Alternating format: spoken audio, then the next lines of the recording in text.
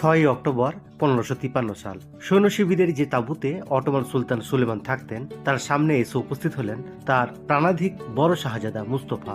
গায়ে তখন শুভ্র রাজকীয় পোশাক, মাথায় দিয়েছিলেন সাদা পাগড়ি। ঘোড়া থেকে নেমে সুলতানের তাঁবুতে প্রবেশ করতে গিয়ে বাধার সম্মুখীন হলেন শাহজাদা।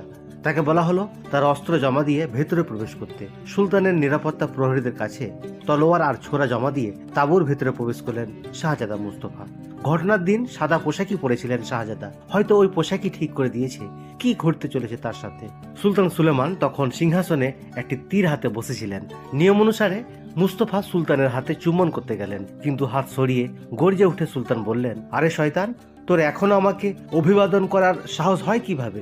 শাহজাদা মুস্তফা কিছু বুঝে ওঠার আগেই তাকে ঘিরে ধরেন 3 জন বধির জাল্লাদ। সবকিছু আগে থেকেই ঠিক করা ছিল। তারা পেছন থেকে শাহজাদাকে ধরে শ্বাসরোধ করে হত্যার চেষ্টা করে। শাহজাদা মুস্তফা প্রায়